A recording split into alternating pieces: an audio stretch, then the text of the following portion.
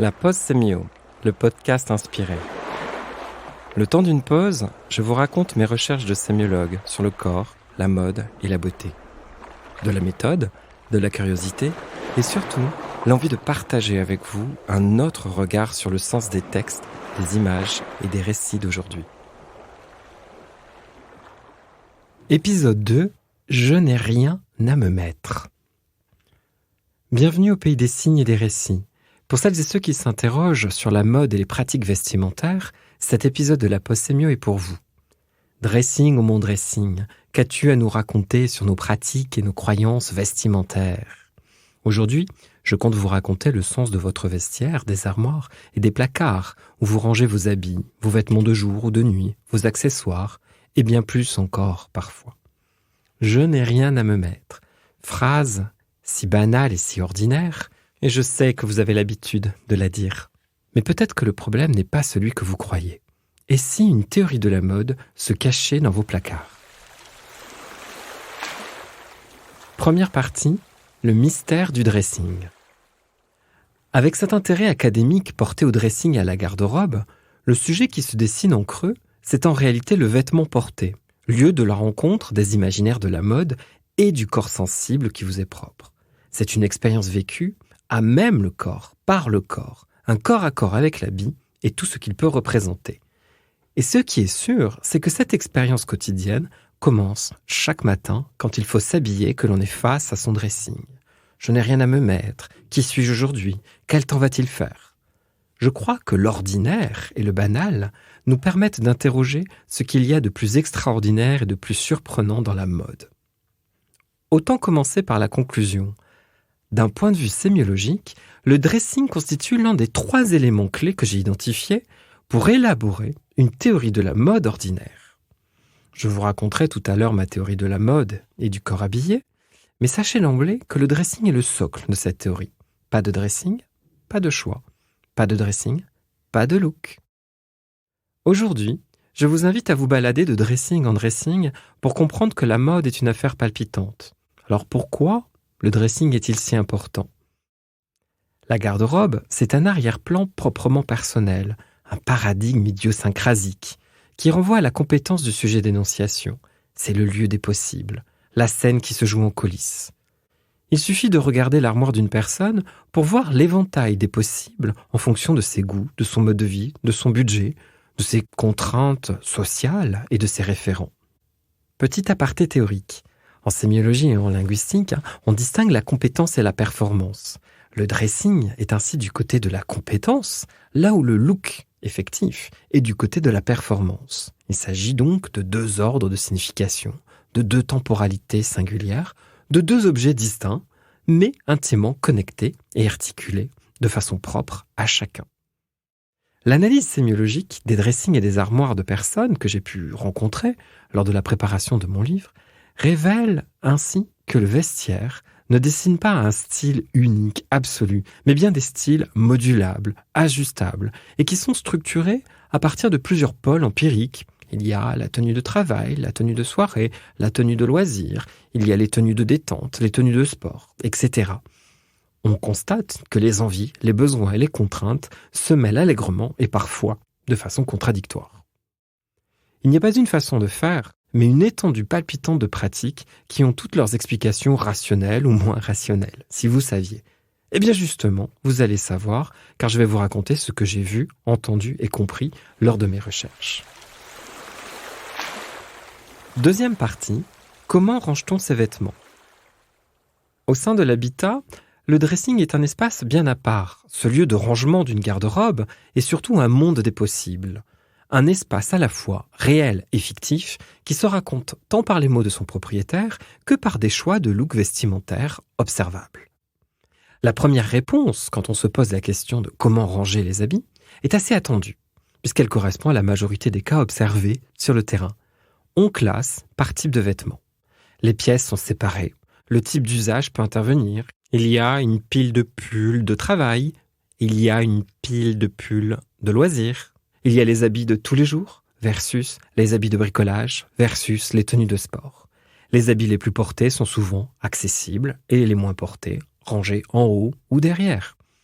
Chaque personne gère le rangement en fonction des usages, en créant des catégories hiérarchisées les unes par rapport aux autres, ce qui ne veut pas dire qu'il n'y ait pas d'exception, de manquement aux règles ou d'entorse.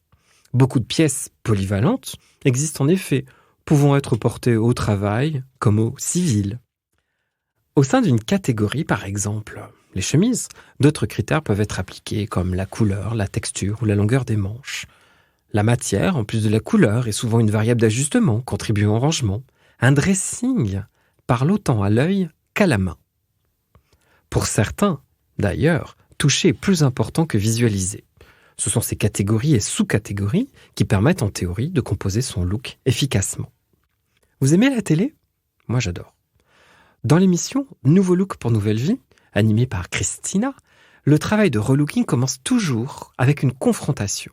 La personne, en demande d'aide, est observée sous toutes les coutures dans la rue, voire offerte au regard désapprobateur des passants.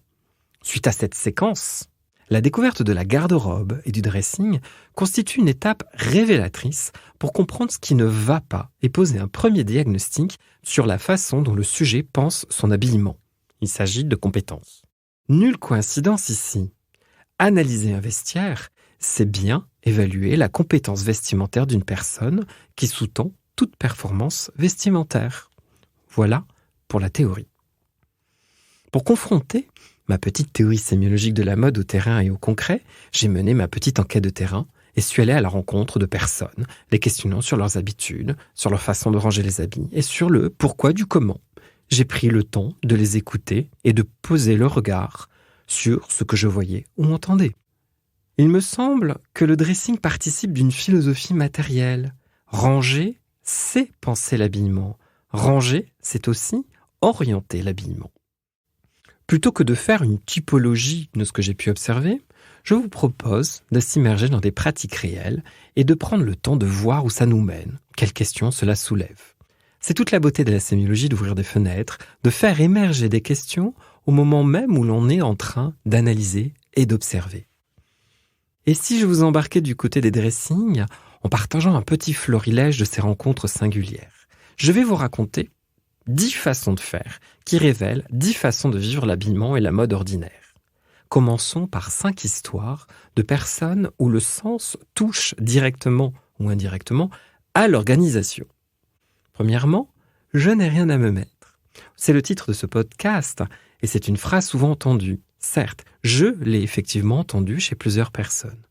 J'ai finalement compris la signification de ce message, le pourquoi du comment de cette expérience désagréable, en observant l'armoire, réalisée sur mesure, d'un jeune homme. Un dressing qui prenait la place de tout un mur, pensé, organisé, commandé, rationnel ainsi. Finalement, très problématique. Il y avait d'un côté les habits de travail, de l'autre les habits de jour, les chemises avec les chemises, les pulls avec les pulls. Tout était très bien rangé, ordonnancé, tout était très logique, classé par paradigme. Bref, c'était trop rangé pour être utilisable.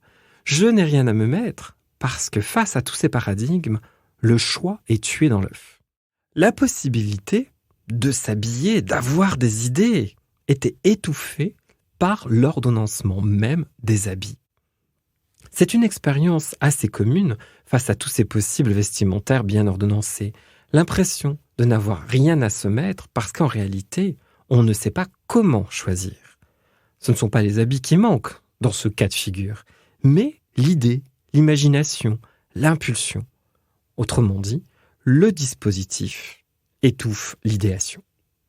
Deuxièmement, le carnet de look. Expérience très amusante. Une jeune femme m'a raconté qu'elle note tous ses bons looks dans un petit carnet. Tous les looks qu'elle juge efficaces, mode, trendy, fashionable. Il est vrai qu'elle a une contrainte qui ne lui facilite pas le quotidien, à savoir la petitesse de son armoire et le peu de place dont elle dispose pour ranger ses habits et ses accessoires. Une partie de son vestiaire est d'ailleurs dans une valise, à l'étage ou au grenier ou chez ses parents. Et elle change, vestiaire été, vestiaire hiver. Donc c'est la valse des valises. Le risque, avec ces valises et ce vestiaire coupé en deux, c'est d'oublier. Oublier les vêtements, oublier les accessoires qui sont dans ce dressing. Le dressing, c'est aussi le temps de la mémoire. D'ailleurs, des applications existent désormais pour aider à se souvenir de ce que l'on a dans son armoire et à composer ainsi ses looks. Toujours est-il que cette jeune femme note tous ses bons looks et de temps en temps, elle ouvre son carnet pour se remémorer ce qui lui va et ce qui lui plaît. Troisièmement, préparer la veille. Plusieurs personnes avouent toujours préparer la veille, prendre le temps de décider de leur tenue la veille au calme et de pouvoir inspecter leur dressing et composer un ou plusieurs looks. Et évidemment, certains changent tout au réveil à cause d'une tâche ou d'une saute d'humeur. Quatrièmement, l'art combinatoire, quand tout va avec tout. J'ai ainsi rencontré une adolescente, très étonnante. Sa philosophie de l'habillement est très minimaliste. Elle dispose d'un dressing très petit, volontairement, avec très peu d'habits et très peu de chaussures. Et tout va avec tout. C'est-à-dire que chaque pièce, pantalon ou jupe, t-shirt ou chemise, doit participer à une combinatoire. Cinquièmement, l'improvisation systématique ou le fameux désordre créatif. Plusieurs personnes se lancent dans la chasse au trésor. Fouiller, essayer, changer, retrouver, imaginer, réagir à l'actualité. Ça prend du temps, certes, mais ça génère une certaine satisfaction, le bonheur de s'être trouvé et de se surprendre. J'ai également 5 histoires étonnantes, voire cocasses, plus anecdotiques, mais qui montrent que les gens font parfois n'importe quoi en termes de look. Vous savez, on parle de fashion faux pas, mais qu'ils ne font en réalité pas n'importe comment ce qu'ils font. J'ai ainsi rencontré un homme qui s'habille avec le premier de la pile, quel que soit le premier. Alors c'est très étonnant, son dressing, il y a plusieurs piles, pantalon, pull, t-shirt. Il prend le premier de la pile, de chaque pile, et peu importe que ce soit des habits troués, vieux, ou des t-shirts promotionnels, c'est le premier de la pile et il s'habille ainsi, car il s'en fiche. Sentir le propre. J'ai rencontré quelqu'un qui choisit ses habits dans son armoire en fonction de l'odeur. Et tout ce qui ne sent pas le propre, la lessive, est soit envoyé aux salles, soit mis au fond de l'armoire, repoussé. S'habiller dans le noir, tout en noir. Une jeune femme que j'ai pu rencontrer et interviewer a toute une philosophie de l'habillement. Elle a une contrainte, son espace de dressing est assez petit et il est en souplex, donc dans le noir. En plus, elle ne porte que du noir et c'est donc dans le noir, chaque matin, qu'elle s'habille en noir. Et comment fait-elle pour s'habiller ? C'est au toucher. Donc tout son espace est destiné à pouvoir accueillir des habits qui seront touchés et non vus. Et comme elle dispose d'un espace très limité, figurez-vous qu'elle a une philosophie. Une pièce entre, une pièce sort. Si elle veut s'acheter un habit noir pour le mettre dans son dressing où elle s'habille en noir, elle doit faire partir une pièce pour lui laisser la place. La tenue pyjama. J'ai rencontré une femme, cadre en entreprise, qui a dans son placard, pour les mauvais jours, toujours prête sur un cintre sa tenue pyjama. Et oui, comme un pyjama au niveau du ressenti et du confort, mais d'une élégance folle, d'un allant dingue, elle dispose d'une tunique et d'un pantalon large qu'elle peut mettre tel un joker des mauvais jours. La tenue de secours. J'ai rencontré quelqu'un qui, pour les jours où il sort, où il découche, où il fait la fête, a toujours une tenue de secours passe-partout dans le coffre de sa voiture, dans un petit sac à dos. D'un classicisme à toute épreuve, il sait que s'il découche, pour X raisons, il aura une tenue propre le lendemain qui vaudra pour tous les cas de figure. Vous voyez, la garde-robe est en définitive une grammaire des possibles, un paradigme personnel. C'est un réseau de relations entre des pièces, des moments, des concepts et des idées. Un réseau de looks possibles surdéterminés par des conventions et le changement de saison. Telle est la leçon de cette petite enquête. Mais nous pouvons aller plus loin à présent. Troisième partie. Le vestiaire, un élément essentiel pour penser la mode. Le vestiaire est un objet de sens passionnant qu'il ne faut pas laisser de côté dans le champ sous-estimé de l'ordinaire et du banal. Contrairement à ce que révèlent les discours médiatiques de mode, l'habillement ordinaire n'est pas toujours réfléchi. Ce qui compte, c'est d'être habillé avec une tenue propre, qui sent bon, et adéquate en un temps donné avec les contraintes qu'on a. En allant à la rencontre des usagers, hommes et femmes de tous âges et de toute morphologie, j'ai pu relever les mots vrais et saisir des paroles qui permettent de repenser la mode en l'appréhendant telle qu'elle est vécue. Je le redis, ce vécu commence avec le dressing tous les jours, chaque matin. Les hommes et les femmes interrogés, qu'ils soient enseignants, consultants, commerciaux, fashionistas, vigiles ou retraités, ont tous en commun de faire face, chaque jour, pour s'habiller, à une armoire, à une penderie, à un placard, à des valises, ou pour les plus chanceux, à une pièce entière dédiée au dressing. La garde-robe se définit par son contenu, par tous les éléments en présence, à savoir ce qui a été acheté, donné, offert, récupéré, recyclé, fait par soi-même. Certaines pièces ont une histoire singulière qui les dote d'une charge affective importante et rend impossible de s'en débarrasser. Outre les habits qui ne sont plus portés depuis longtemps, il y a tous les vêtements qui n'ont jamais été portés, et ceux qui ne le sont qu'à de rares occasions, les pulls de Noël à l'anglaise, les déguisements, les perruques, sans oublier la tenue de mariage. Tous ces extrêmes sont des informations précieuses sur la nature composite et hétérogène d'une garde-robe. C'est sa nature éminemment sociale et personnelle qui se révèle. L'ordre d'un dressing ne se joue pas au premier coup d'œil, mais bien à l'usage, face à l'épreuve du quotidien et des situations qui ne ressemblent pas toutes. Ce qui compte, c'est de s'y retrouver soi et d'arriver à composer son look le matin même pour certains, la veille au soir pour d'autres. S'y retrouver, c'est voir ce que l'on a en stock, c'est savoir ce qui se porte dans telle circonstance, c'est être capable de faire un choix. Je vous parlais de ma théorie de la mode, et vous avez compris quel est le rôle joué par le dressing, constatant la richesse de sens de cet objet étonnant. En guise de conclusion à cet épisode, je vais résumer comment j'appréhende la mode et quelle est ma théorie. Alors, contrairement à ce qu'ont pu penser des sémiologues comme Greimas, Roland Barthes et d'autres en sémiologie, la mode n'est probablement pas un système. Face à la diversité des modes vestimentaires et à la richesse des mondes ordinaires associés, système est un concept inopérant qui fonctionne comme une invitation à réduire les significations, à les clore, au lieu de les déployer. Je crois que la mode doit s'analyser en partant de sa diversité et de sa transversalité, en tant que pratique culturelle ouverte, toujours en devenir, et qui participe d'énonciations individuelles multiples et d'interactions collectives quotidiennes. Qui dit pratique, dit usager. Qui dit usager, dit corps. Et qui dit corps, dit incarnation vestimentaire. La question des rapports réels et vécus entre le corps du sujet et l'habit porté, entre les potentialités du vêtement et son usage effectif, peut être explorée et analysée à 3 niveaux distincts. Il y a ainsi 3 paliers fondamentaux, le vêtement, le look, le dressing.